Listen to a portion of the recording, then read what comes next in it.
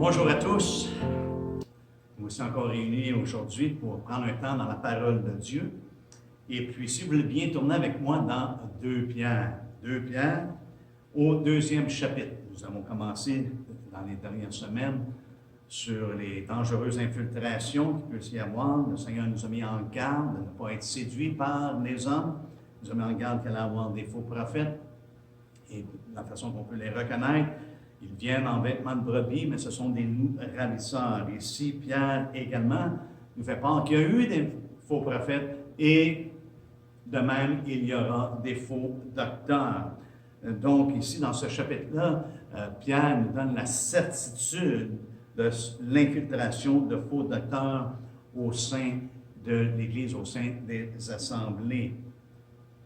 Et puis, nous avons regardé la semaine passée, justement, à identifier le danger. Nous avons une responsabilité, n'est-ce pas, de connaître ceux qui travaillent parmi nous, de les considérer. On doit les reconnaître pour leur service, et également de reconnaître s'ils sont vrais ou faux. Nous avons cette responsabilité-là parce que Dieu ne prend pas à la légère la prédication de sa parole. Le ministère de la parole est extrêmement important, de communiquer la parole de Dieu dans son entièreté, mais également dans la vérité. Et ici, ce qu'on a vu la semaine passée, c'est que ces docteurs-là s'introduisent parmi nous, et même ils font bonne charge, des gens qui ont souvent une belle apparence, un entre-gens, sympathiques, attirants, et qui ont une parole qui semble être en accord avec ce que les Écritures disent, mais on a besoin de discernement, nous avons besoin de reconnaître ce qui est vrai versus ce qui est faux, d'être en mesure de détecter ces personnes-là. Donc, on a la certitude qu'il va y avoir des anomalies, n'est-ce pas, qu'il va y avoir des aberrances. On a vu ensemble en particulier que leur message est erroné, que leur message est faux, que leur message n'est pas nécessairement pleinement fondé sur la parole de Dieu. Ils vont utiliser le même langage, les mêmes paroles, les mêmes mots, mais les définitions sont complètement détournées de la vérité. Souvent, ce que Pierre ici nous dit, si nous allons ensemble dans 2 Pierre 2, nous allons lire les 3 premiers versets. Ça nous dit, « Il y a eu parmi le peuple de faux prophètes, et il y aura de même parmi vous de faux docteurs qui introduiront sournoisement des sectes pernicieuses, et qui, reniant le mal qui les a rachetés, attireront sur eux une ruine soudaine. Plusieurs les suivront dans leur dérèglement, et la voie de la vérité sera calomniée à cause d'eux.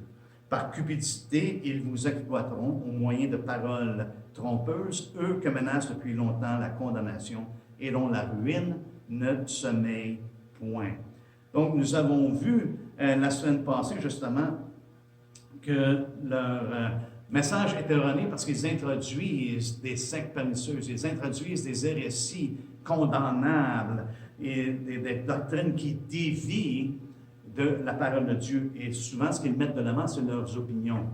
Et on sait très bien que des opinions, lorsqu'on s'attache ou on adhère à des opinions, on peut très bien causer des divisions. Paul nous en fait part. Donc ici, Pierre nous dit que le moyen à travers lequel leur message est communiqué, c'est par le moyen de paroles trompeuses. Ce qu'ils disent ne concorde pas avec la parole de vérité. C'est leur pensée qu'ils mettent de l'avant plutôt que la parole de l'Évangile. Ils altèrent la parole de Dieu, c'est ce qu'on a vu la semaine passée. Ils falsifient la parole de Dieu, chose que Paul s'est abstenu carrément. Il dit jamais qu'on a participé dans ces choses-là. Et malheureusement, ces hommes-là parlent à l'opposé de la parole de vérité. Et on a vu ensemble leur mobile. Pierre nous fait connaître au verset 3, leur mobile, c'est par cupidité. Par cupidité, ils vous exploiteront au moyen de paroles trompeuses. C'est par cupidité ce qui les motive. Leur objectif, c'est de voir ce qu'ils peuvent, le gain qu'ils peuvent acquérir ultimement. Ils ne le disent pas comme ça, mais on voit le mobile à travers leurs œuvres et à travers leur parole, contrairement à ce que nous avons été encouragés par Pierre dans sa première épître, que l'ancien ou le ministre de la parole, le berger, la personne qui prend soin du troupeau, ne devrait pas le faire pour un gain sordide. Tournez avec moi dans 1 Pierre au 5e chapitre. Nous allons lire le verset 2. 1 Pierre, 5e chapitre, verset 2, ça nous dit « Paisez le troupeau de Dieu », il parle aux anciens, « qui est sous votre garde, non par contrainte, mais volontairement selon Dieu, non pour un gain sordide, mais avec dévouement. » Les faux docteurs ne sont pas dévoués au Seigneur. Ce qu'ils font, ils le font parce qu'il y a un gain. Il y a quelque chose qui leur est accordé, qui leur est donné. Il y a quelque chose qui s'acquiert à travers ce qu'ils font. Ils ne le font pas pour le dévouement envers le Seigneur, mais c'est un zèle pour eux-mêmes. Qu'est-ce qu'ils peuvent gagner? Pierre ici nous dit de ne pas le faire pour un gain sordide ou d'être empressé d'avoir un gain ou pour un intérêt qui est vil, un intérêt qui est contraire à ce que la parole de Dieu nous enseigne. Pour nous, notre intérêt doit être les intérêts de Christ. Mais ces personnes-là, ce n'est pas les intérêts de Christ qu'ils ont à cœur, c'est leurs propres intérêts. Et ils introduisent des hérésies qui sont condamnables, des doctrines qui dévient de la parole de vérité. Donc, on a vu la semaine passée, le moyen qu'ils utilisent, c'est des paroles trompeuses pour promulguer leur message. Mais également, on voit que dans leur message, qui est faux, qui est erroné, il y a également des paroles abusives. Des paroles abusives. On voit ici un terme que Pierre utilise dans ce chapitre-là. Il dit que ces personnes-là parlent d'une manière injurieuse de ce qu'ils ignorent. Au verset 12, c'est ce qu'il mentionne. Que ces personnes-là parlent de manière injurieuse de ce qu'ils ignorent. Ils paraissent avoir une connaissance. Et souvent, ils vont parler de choses qui ne sont pas nécessairement vérifiables, de choses qu'ils ont prises dans les Écritures et qu'ils ont manipulées pour être en mesure de recevoir des gens ce qu'ils veulent, d'être en mesure de manipuler même la façon que les gens pensent ou la façon que les gens voient les choses. Ce sont des gens qui sont habiles avec leurs paroles, mais ils parlent d'une manière injurieuse de ce qu'ils ignorent. Au verset 10, à la fin du verset 10, il nous dit « Ils ne craignent pas d'injurier les gloires. » Ici, ça nous donne une idée de la sphère dans laquelle il parle, des choses dans lesquelles il parle. Il parle de choses qui sont au-dessus de ce qui est visible, au-dessus de ce monde visible. Il parle des gloires. Ils injurent les gloires. Et si on va voir dans Jude, ça nous donne un peu plus de détails dans qu'est-ce qui fait référence concernant ces gloires-là. Dans Jude, il n'y a seulement qu'un chapitre, donc au verset 9, ça nous dit « En l'archange ». On va commencer au verset 8. « Malgré cela, ces hommes aussi entraînés par leur rêverie, souillent pareillement leur chair, méprisent l'autorité et injurent les gloires. L'archange Michel, lorsqu'il contestait avec le diable et lui disputait le corps de Moïse, n'osa pas porter contre lui un jugement injurieux, mais il dit que le Seigneur te réprime. Eux, au contraire, ils parlent d'une manière injurieuse de ce qu'ils ignorent et ils se corrompent dans ce qu'ils savent naturellement comme les brutes ou comme des bêtes. » Donc, ces personnes-là parlent par instinct. Ils paraissent être des hommes spirituels qui parlent de choses spirituelles, de choses qui ne sont pas connues dans le commun des hommes, des gloires. Mais ils parlent d'une manière injurieuse, chose que l'archange Michel n'a pas fait et que Pierre n'a pas fait non plus. Pierre, lorsqu'il parle, si on va voir dans son premier livre, au 5e chapitre, 1 Pierre 5, lorsqu'il parle du diable, il y a quand même un respect, il ne dénigre pas le diable, il ne le méprise pas, il ne nous tranche pas. Plutôt ici, il nous communique. Il dit au verset 8, il dit, soyez sobres, veillez. Prenez pas à la légère. Ne soyez pas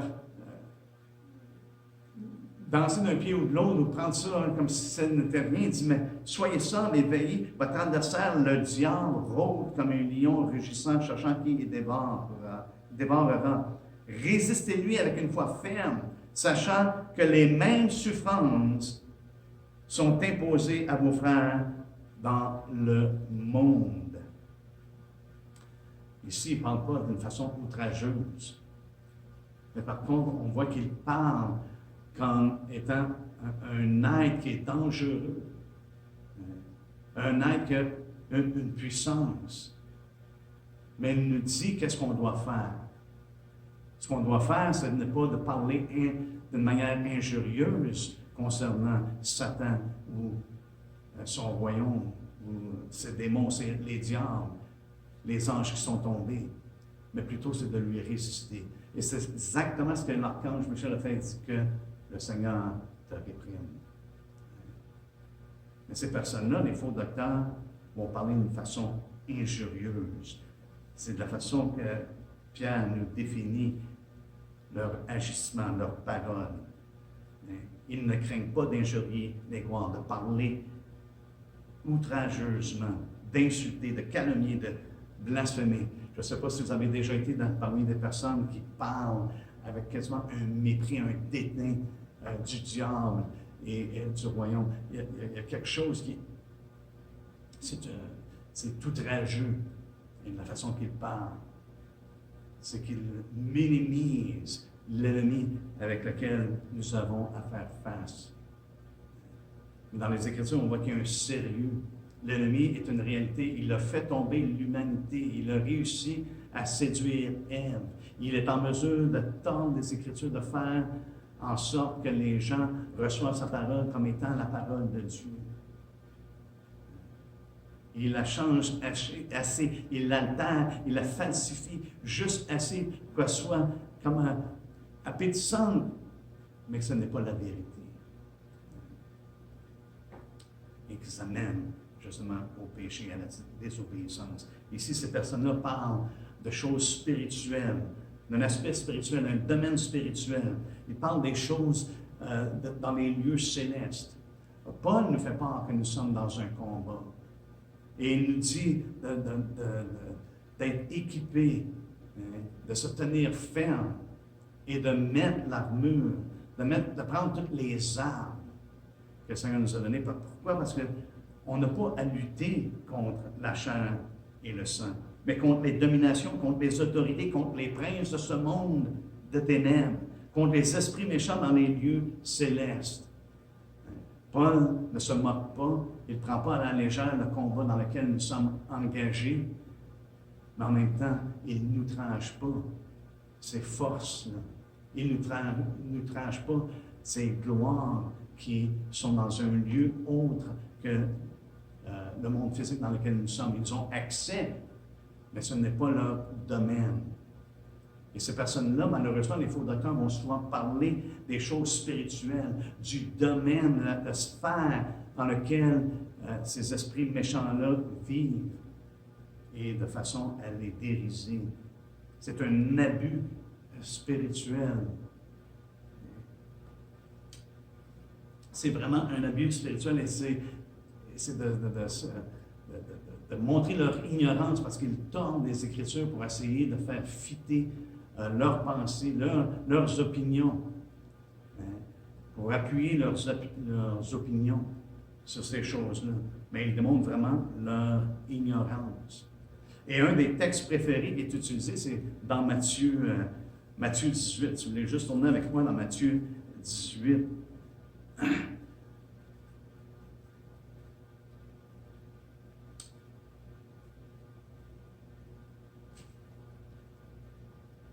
Oui, pour nous, on doit être aux aguets et on doit être de ceux qui persévèrent dans l'enseignement des apôtres. On ne voit pas Les apôtres abusaient des forces. Au contraire, ils nous mettent en garde. Et il y a un sérieux lorsqu'ils parlent de ces choses-là. Maintenant, ils ont fait face à des situations qui étaient vraiment une manifestation diabolique et ces choses-là, et ils ont dressé la situation lorsqu'ils se trouvaient là, au moment que ça s'est passé.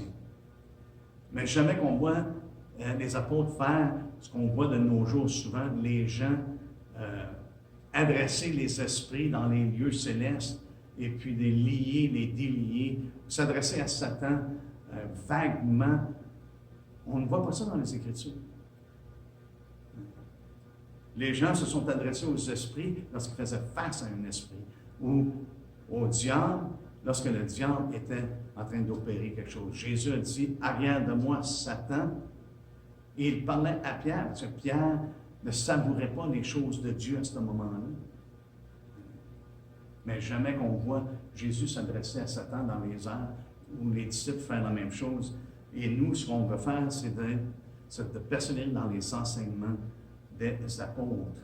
Et il faut faire attention parce que beaucoup de faux docteurs qui malheureusement s'introduisent et introduisent des enseignements qui sont vraiment farfelus, des enseignements qui démontrent vraiment leur ignorance plutôt que leur connaissance. Et un des passages, comme j'ai dit, c'est dans Matthieu 18. Maintenant, vous pouvez dire, ah, mais moi, ça ne me touche pas vraiment parce que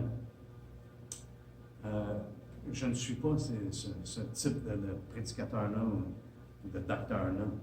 Mais savez-vous quoi? Leur influence est très grande.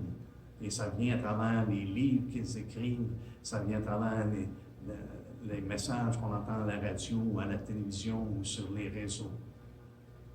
Leur influence est quand même très, très grande. Il faut faire extrêmement attention, même si on ne suit pas de vive voix, on ne suit pas physiquement ces personnes-là. On peut être influencé grandement par les choses qu'on lit ou les choses que nous écoutons ou regardons. Donc, dans Matthieu 18, c'est un des passages justement que souvent les gens vont référer pour justifier qu'ils s'adressent aux esprits dans les lieux célestes, qui s'adressent à Satan. Et pourtant, lorsqu'on regarde le contexte dans lequel c'est donné, ça n'a aucunement rapport avec les esprits méchants. Ça n'a aucunement rapport à s'adresser aux lieux célestes, aux gloires dans les lieux célestes. Absolument rien. Ça a le rapport avec le fait que nous avons autorité de lier et de délier. Et le sujet que le Seigneur adresse, c'est le sujet de la discipline, du pardon et de la restauration. Et qu'est-ce qu'on doit faire si une personne, malheureusement, pêche et refuse la discipline, refuse la correction? Nous avons autorité de lier cette personne-là comme étant une personne qui n'est pas pardonnée. Et ça va être lié dans les cieux. Cette personne-là va marcher comme un ennemi de Dieu, va marcher comme quelqu'un qui est pécheur, quelqu'un qui est irrépréhensif devant Dieu. Mais nous avons également, lorsque la personne reçoit cette correction-là et se repent, nous avons l'autorité de délier, de pardonner cette personne-là, et cette personne-là est déliée de son péché et d'être libre de marcher en communion avec le Seigneur et en communion avec le corps de Christ. Et ces personnes-là utilisent ce passage-là et le tournent dans un message qui est complètement à côté de la traque. Lisons ensemble à partir du verset 15, Matthieu 18. « Si ton frère a péché, va et reprends-le entre toi et lui seul. S'il t'écoute, tu as gagné ton frère. Mais s'il ne t'écoute pas, prends avec toi une ou deux personnes afin que toute l'affaire se règle sur la déclaration de 2 ou de 3 témoins. S'il refuse de les écouter, dis-le à l'Église. Et s'il refuse aussi d'écouter l'Église, qu'il soit pour toi comme un païen et un publicain. » Autrement dit, n'aie pas de relation avec cette personne-là. Et c'est là que le Seigneur dit, je vous le dis en vérité, tout ce que vous lirez, autrement dit, si cette personne ne se repent pas et que vous la liez et que la relation est coupée, ça va être comme ça dans les cieux. Mais par contre, si elle écoute, maintenant, si vous déliez, ça sera délié dans le ciel. C'est ce qu'il dit, verset 18. Je vous le dis en vérité, tout ce que vous lierez sur la terre sera lié dans le ciel, et tout ce que vous délierez sur la terre sera délié dans le ciel. Ça, c'est le contexte dans lequel le Seigneur a dit ça. Mais combien de fois qu'on a entendu des personnes parler aux esprits, parler à Satan et ces choses-là, et ça n'a pas de rapport. Les apôtres n'ont jamais enseigné ça et n'ont jamais pratiqué ça. Ils l'ont seulement fait lorsqu'ils faisaient face à une réalité, lorsqu'une personne était soit possédée, soit oppressée, et ces choses-là. Et le Seigneur a fait la même chose. C'est ce qu'il leur a enseigné de faire, mais dans le cadre de la réalité présente, et non pas de parler dans les airs, dans le vide. Et on a vu ça dans le passé ensemble.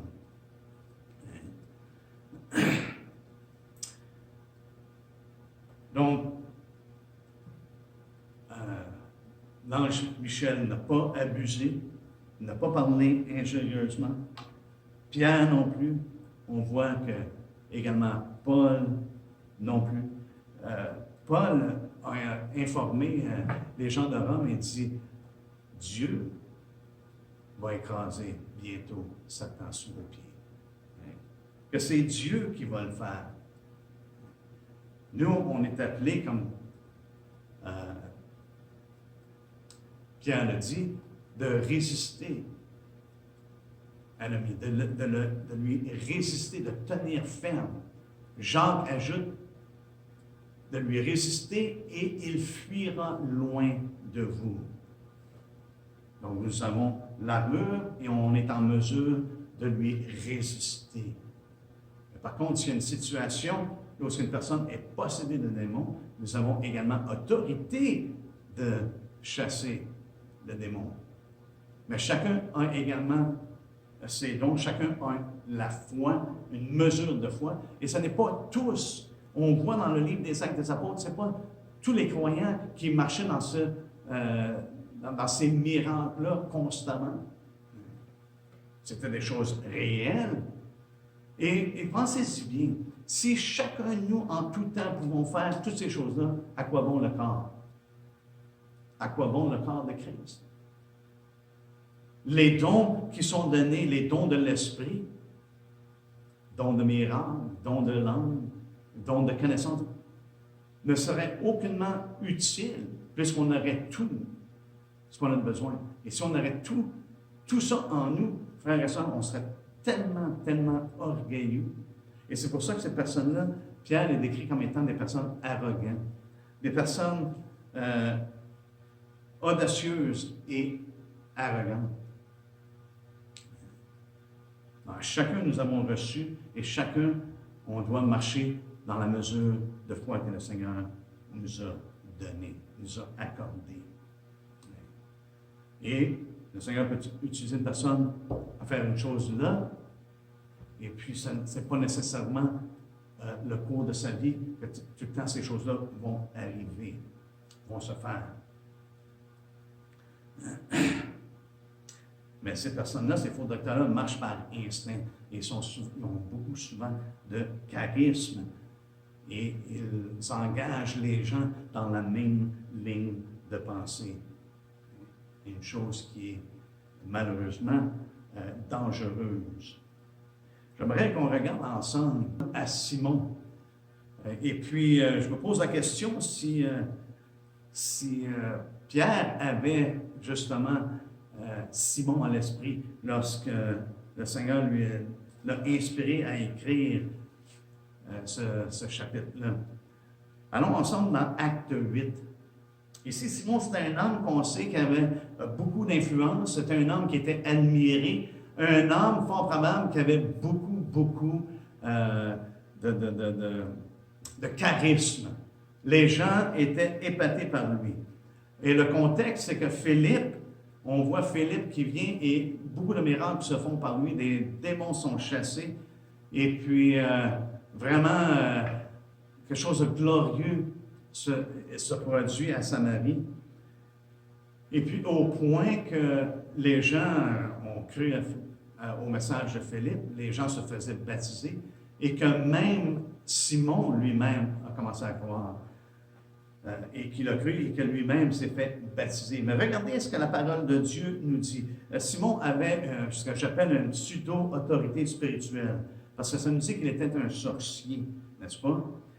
Si on regarde au verset 9 du chapitre 8 dans Actes, ça nous dit « Il y avait auparavant dans la ville un homme nommé Simon, qui se donnant pour un personnage important. » Ça, c'est une chose qui est important à retenir. Qui se donnait pour un personnage important. Et c'est souvent le cas de faux docteurs. C'est des personnes qui s'accordent beaucoup d'honneur, qui se croient vraiment importants. Des personnes qui ont un charisme et que les gens écoutent attentivement et qui sont portés à les écouter parce qu'ils ont beaucoup à dire et ils le font d'une manière extravagante, d'une manière souvent qui est emballante et qui est étonnante. Et c'est ce que ça nous dit à propos de Simon. Il y avait auparavant dans la ville un homme nommé Simon qui, se donnant pour un personnage important, exerçait la magie et provoquait l'étonnement du peuple de la Samarie. Autrement dit, ils avaient tellement ensorcelé, tellement apprivoisé par ce qu'il faisait, ce qu'il exerçait. Il était exercé dans la magie, dans la sorcellerie. Et il les avait vraiment endormis, vraiment, les faisait manger pratiquement dans sa main. Et puis, les gens étaient étonnés de lui. On continue à lire au verset 10, ça nous dit « Tous, depuis le petit jusqu'au plus grand, l'écoutaient attentivement. » Imaginez l'influence qu'il avait et l'autorité spirituelle qu'il déployait, du moins aux yeux de ces personnes-là. Et les gens l'écoutaient et disaient « Celui-ci est la puissance de Dieu, celle qui s'appelle la grande. » Ils l'écoutaient attentivement parce qu'il les avait longtemps étonnés par ses actes de magie. Il avait étonné les gens et les gens l'écoutaient. Ah, si Simon le dit, ça doit être vrai. Si Simon le dit, c'est de Dieu. C'est lui la grande puissance de Dieu. Mais lorsque Philippe est venu, il a prêché l'Évangile et que les gens se sont mis à se tourner à Christ, même Simon a réalisé, wow, ça c'est une puissance au-delà. Lui a réussi à truquer les gens, il a réussi à charmer les gens par ses sortilèges, par ses actes de sorcellerie. Mais là, c'était quelque chose qui était au-delà, n'est-ce pas? Mais c'était une personne qui était grandement honorée, grandement élevée. Les gens l'écoutaient attentivement et ils disaient que c'était la puissance de Dieu. Mais on sait qu'une personne qui est honorée va mourir comme toutes les autres. Et je me demande, lorsque Pierre nous dit qu'ils sont semblables à des brutes, s'il n'y a pas la pensée à l'esprit, ce que le psaume 49 nous fait part. Si vous voulez tourner avec moi dans le psaume 49, il y a toujours eu des gens, il va toujours y avoir des gens qui sont grandement honorés.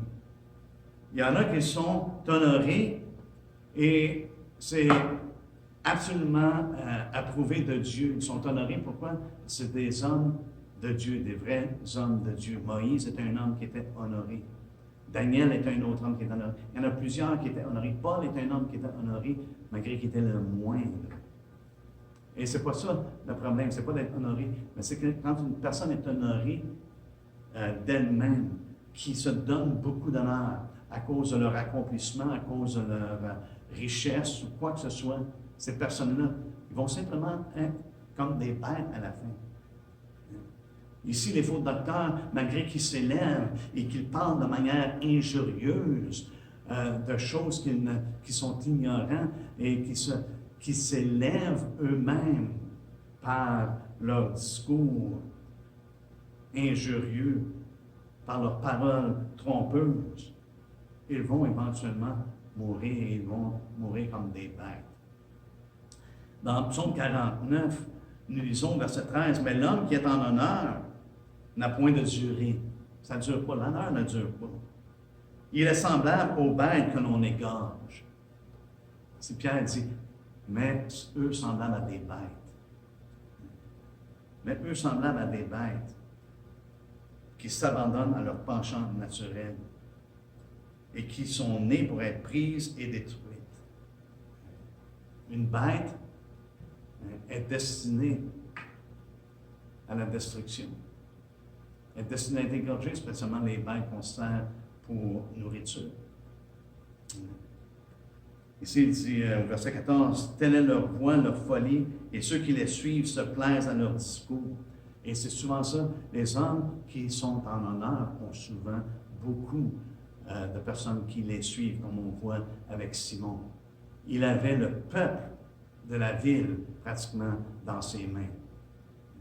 Les gens l'écoutaient attentivement. Si on regarde au verset 21, chapitre 49, ça nous dit « L'homme qui est en honneur et qui n'a pas d'intelligence. » Voici, c'est là la différence. Et lorsqu'on regarde dans Romains 3, lorsque ça dit que nul n'a d'intelligence, parce que nul cherche Dieu. Une personne qui est élevée et qui n'a pas l'intelligence, qui ne cherche pas Dieu, que Dieu n'est pas premier dans sa vie, ça ne durera pas. Il dit, il est semblable. C'est ce qu'il dit ici au verset 21. Il est semblable aux bêtes que l'on égorge. Éventuellement, son honneur va partir. Et cette personne-là, qui s'élève, comme on le voit avec Simon, éventuellement, ces personnes-là vont périr. Mais Simon, il avait l'air d'avoir eu une conversion. Il avait l'air d'avoir vraiment s'être tourné au Seigneur, s'être retiré des choses de ce monde, avoir reçu la vérité. C'est ce qu'elle nous dit. C'est ce qui nous est dit, excusez, au verset 12. Ça nous dit, mais quand ils eurent cru à Philippe, qui leur annonçait la bonne nouvelle du royaume de Dieu et du nom de Jésus-Christ, hommes et femmes se firent baptiser. Simon lui-même crut, et après avoir été baptisé, il ne quittait plus Philippe, et il voyait avec étonnement les miracles et les grands prodiges qui s'opéraient. Il y avait quoi qui avait touché Simon? Mais ce n'était pas la vérité de la parole de Dieu. C'était les miracles, c'était les prodiges, et lui-même qui avait été élevé à cause de sa sorcellerie, et comment est-ce qu'il avait vraiment enchanté les gens, charmé les gens, les emmener à croire des faussetés, à croire en sa magie, qui se faisait passer pour la puissance de Dieu. Mais là, il voyait véritablement la puissance de Dieu à l'œuvre, et c'est ce qu'il voulait. Ce n'était pas la vérité du message qu'il recherchait, mais c'était vraiment cette puissance-là qui lui manquait, une puissance qui était au-delà de celle qu'il avait démontrée dans le passé. Et Pierre a discerné ça simplement par le fait de ce qui est sorti de la bouche de Simon. Parole trompeuse, même parole qui est dans un sens abusif, parce qu'il essayait d'acquérir quelque chose pour en tirer gain. Exactement ce que Pierre fait référence au verset 3 dans 2 Pierre 2. Par cupidité, ils vous exploiteront. Ils vont faire de la marchandise avec vous. Simon a vu une opportunité d'avoir plus d'honneur et probablement qu'il tirait un bon montant d'argent, faisait un bon salaire à travers ce qu'il faisait. Comme la jeune fille que l'on voit que Paul a chassé un démon, celle qui qui prédictait le futur, celle qui disait, « Ah, voici les gens qui annoncent la voix du salut, écoutez-les, écoutez-les. » Et Paul, éventuellement, a réalisé, a reconnu que ce n'était pas de Dieu. Elle ne parlait pas par l'Esprit de Dieu. On voit ça au 16e chapitre.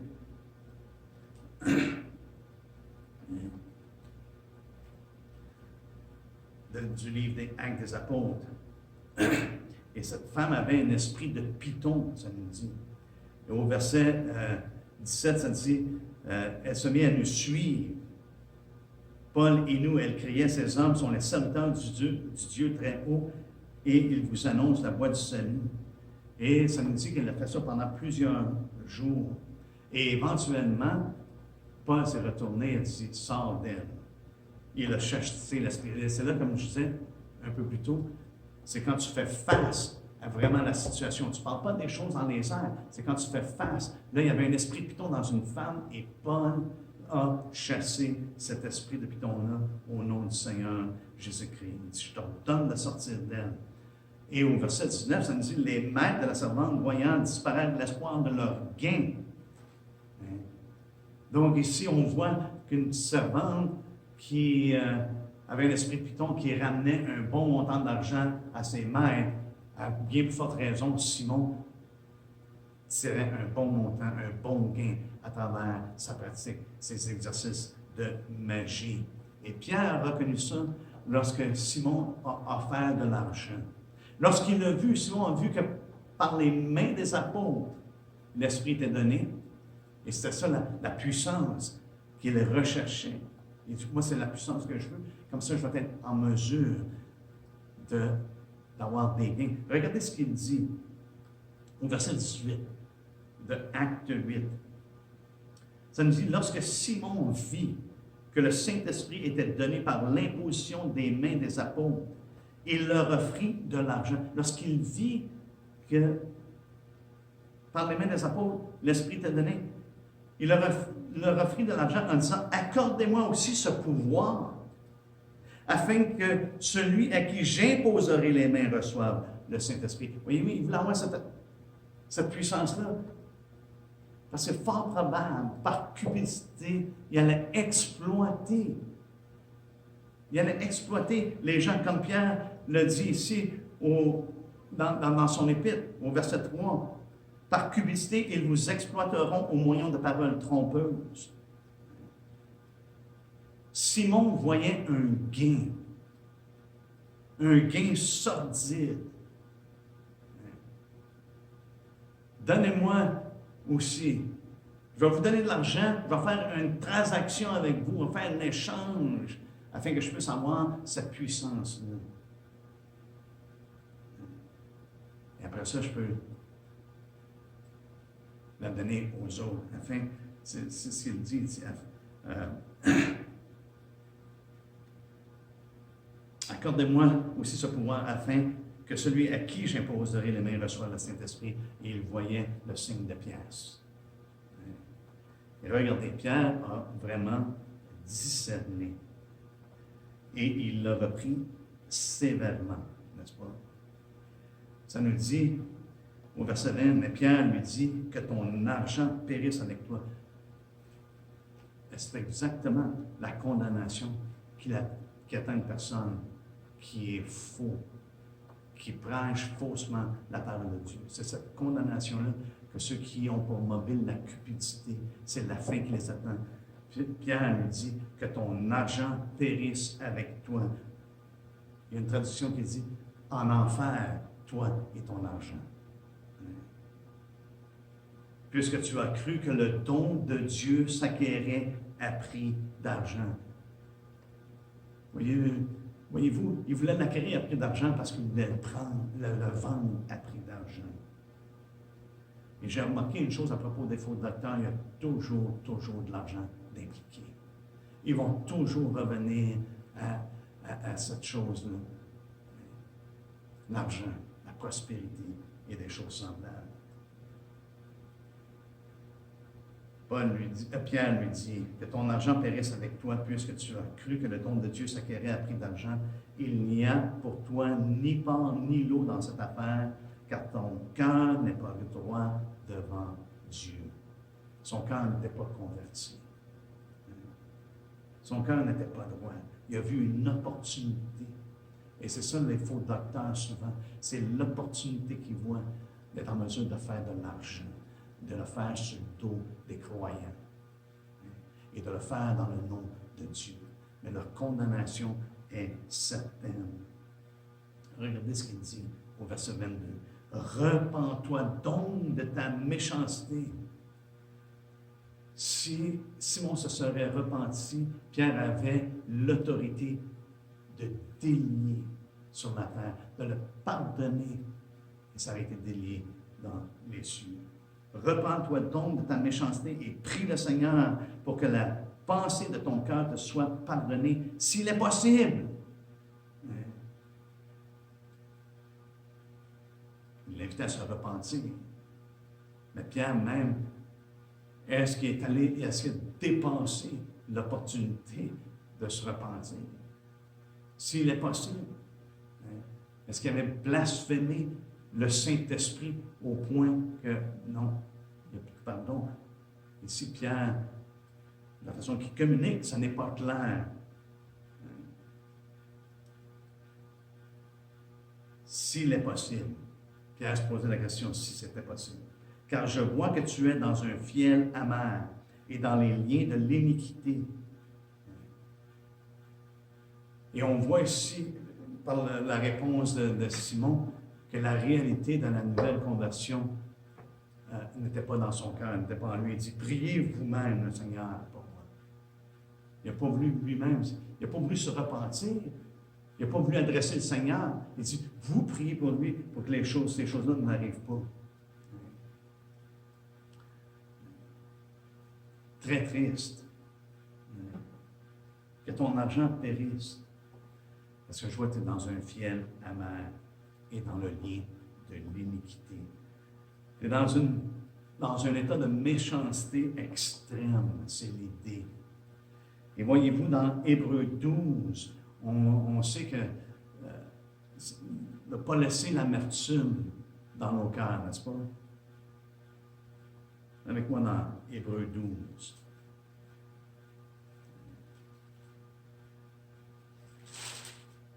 Au verset 15, ça nous dit, veillez à ce que personne ne se prive de la grâce de Dieu. C'est un homme, Simon est un homme privé de la grâce de Dieu, malgré qu'il avait fait une confession, malgré qu'il avait été baptisé. C'est un homme qui était privé de la grâce de Dieu. Pierre dit, je reconnais, je vois un fiel amer. Il dit, veillez à ce que personne ne se prive de la grâce de Dieu, à ce qu'aucune racine d'amertume poussant des rejetons ne produise du trouble et que plusieurs en soient infectés. Et un faux docteur comme ça, une personne de cette espèce, comme Pierre nous en parle, une personne de cette sorte, produit du trouble parce qu'ils ont de l'amertume. Ils sont aux prises avec un fiel, une méchanceté extrême, un fiel. Il produit du trouble et malheureusement, ça l'infecte, ça touche beaucoup de personnes. Et c'est pour ça que Dieu veut qu'on ne prenne pas ça à la légère en ce qui concerne les faux docteurs. Il veut qu'on soit sur nos gardes et c'est pour ça qu'il nous en parle. C'est la raison pour laquelle il nous en parle, afin qu'on soit en mesure de déceler, en mesure de reconnaître, en mesure d'identifier le danger présent. Amen. Donc, je pense qu'on va terminer avec ça pour aujourd'hui.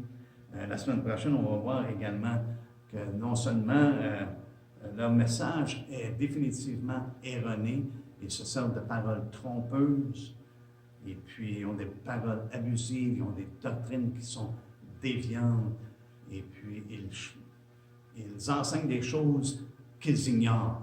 Ils pratiquent des choses qu'ils ignorent, malgré que ça a beaucoup de charisme, de la façon que c'est apporté, de la façon que c'est fait, et ils ont une habilité d'emmener les gens à les suivre et à penser dans les mêmes lignes de pensée, d'avoir les mêmes idées, les mêmes pratiques qu'eux. Parce qu'ils opèrent sous un autre esprit, mais qui influence grandement et qui malheureusement produit du trouble et puis ça infecte beaucoup de gens. Et on le voit de nos jours, comment ça s'est infiltré dans l'Église. On termine avec un mot de prière et puis on se revoit mardi pour ceux qui le peuvent à la prière.